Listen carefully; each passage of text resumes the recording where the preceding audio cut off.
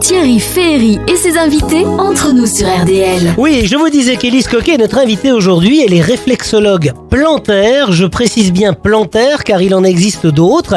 Et elle exerce son job à Houle, très exactement. Alors qu'est-ce qu'un réflexologue plantaire, Élise ? Alors la réflexologie plantaire est une médecine douce qui est ancestrale et qui va permettre d'améliorer beaucoup de symptômes dont les personnes souffrent quotidiennement. Ça peut être des maux de tête, des maux digestifs, des maux de dos, mais surtout, tous les symptômes qui sont liés à l'origine au stress et à l'anxiété.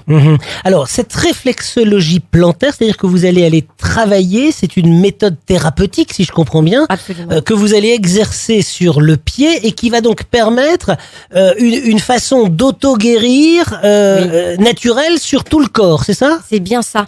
En fait, la réflexologie plantaire, qui est une médecine douce, part du même principe que toutes les médecines douces, c'est-à-dire qu'on considère l'homéostasie, c'est-à-dire l'équilibre du corps qui est capable de se guérir seul. Alors pourquoi ? Parce que le pied, c'est une représentation miniature du corps humain ? Absolument. On retrouve tous les organes, tout le corps humain en dessous et au-dessus du pied. C'est-à-dire que si l'on regarde un pied de face, chaque zone du pied pourrait correspondre, si je vous en crois, à une partie du corps humain ou alors à un organe. Absolument, c'est bien ça. D'accord.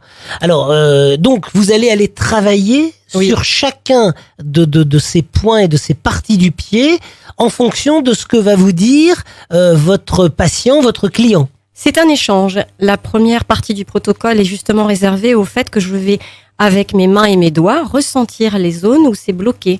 La peau sera plus dure, elle sera plus douloureuse et ça me permet d'échanger avec le patient et de voir qu'effectivement, à cet endroit, il y a un problème. Alors, pourquoi ? Parce qu'il y a comment ce rapport est-il fait ? C'est un rapport par les nerfs ? Non, il n'y a pas de rapport direct entre la zone et le nerf, ça n'existe pas. En revanche, il y a un résultat évident sur des méthodes qui ont été qui sont ancestrales et qui ont été travaillées, étudiées, qui ont progressé et qui ont permis d'établir une véritable cartographie avec des résultats à l'appui. Alors, pour être clair, j'avais lu sur une image que l'espèce de paume du pied, la partie qui a le coussinet, ça correspond au poumon, c'est ça ? Absolument. Les coussinets correspondent la plupart du temps aux poumons, à la zone des poumons. Et puis juste au-dessus, on a aussi, quand on développe les orteils, les zones dentaires, les zones des nerfs de la face, etc., les dents. Mais d'où vient ? Est-ce qu'on est dans l'imaginaire ? On est dans quoi là ? Comment on sait tout ça ? Comment on sait qu'il y a un rapport entre la paume, la plante non pas la plante des pieds, mais comment vous l'avez appelé vous ?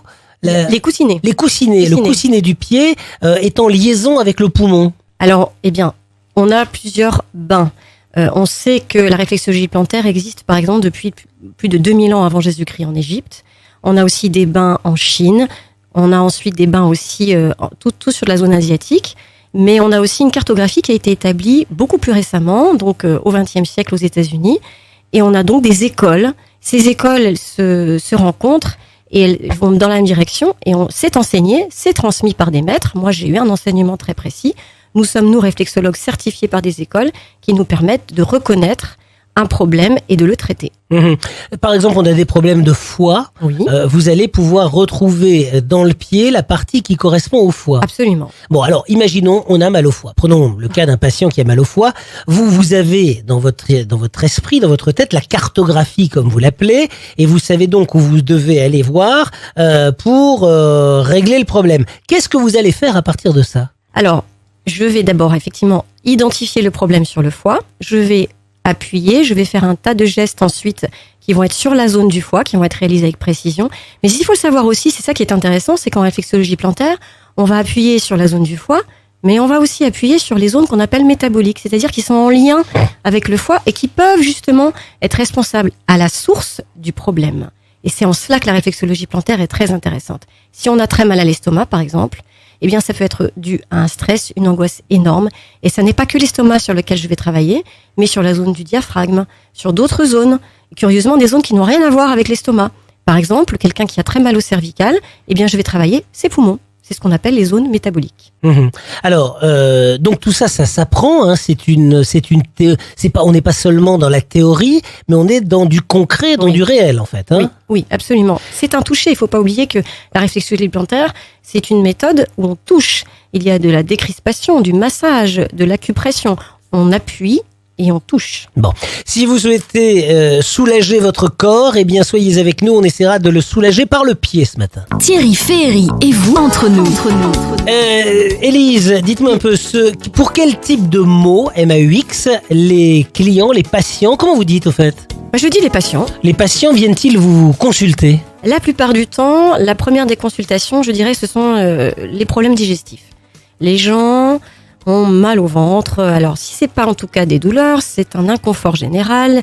Ils ont ce qu'on appelle la colopathie fonctionnelle ou le syndrome du côlon irritable, c'est-à-dire que c'est la même chose. Voilà, c'est une aussi, ça peut être une alternance de diarrhée, de constipation. Enfin bref, il y a un inconfort. Ça devient très handicapant.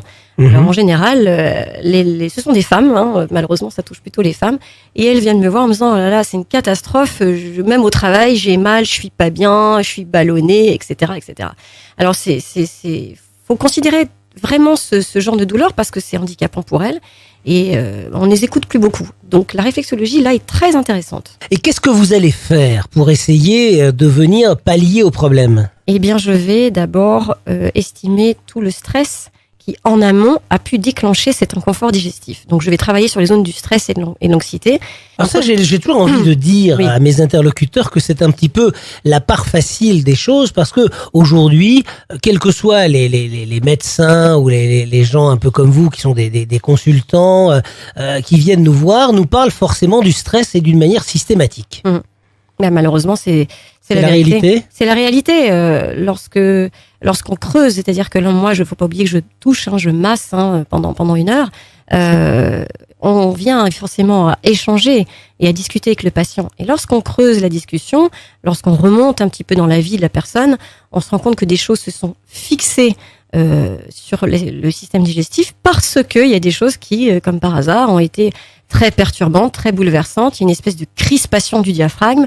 Il y a aussi tout simplement de manière anatomique des personnes qui souffrent plus du côlon parce que les ondes péristaltiques sont plus importantes, la sensibilité est plus importante et donc elles ont mal. Mais la plupart du temps, il faut reconnaître que ce stress est responsable de beaucoup de problèmes digestifs. Bon, alors on vient vous voir pour des problèmes de stress, mais ça c'est la conséquence quelque part, parce qu'au départ les gens ont eu mal au foie, ou vous m'avez dit au ventre, avec des signes d'inconfort, comme des diarrhées, etc. Oui, c'est la première des consultations, c'est celle-ci, je dirais en moyenne. Voilà, donc c'est l'occasion pendant cette consultation de voir aussi les autres soucis. Parce que lorsque la personne reconnaît qu'elle a mal au ventre ou qu'elle n'est pas bien au niveau digestif, ça permet de creuser aussi sur d'autres problèmes qui ne sont pas forcément évidents pour elle.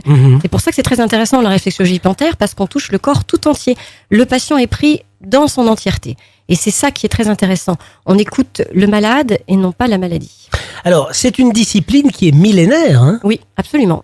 C'est-à-dire que vos pères remontent à quelques centaines d'années. En fait, oui. Le plus ancien est donc vers 2000-3000 avant Jésus-Christ en Égypte, avec un dessin très clair de transmission de réflexologie plantaire et palmaire sur un dessin de sarcophage à Saqqara. Bon, eh bien vous êtes la succession de tout ça aujourd'hui. C'est ça. Alors vous reviendrez un jour nous parler par exemple de ces fameux massages, et vous allez nous dire un petit peu ce que vous faites au pied et comment vous pratiquez, et la différence entre votre métier et celui d'un pédicure podologue. Mais ce sera l'occasion d'une prochaine fois. Merci Élise. Avec plaisir. Au revoir.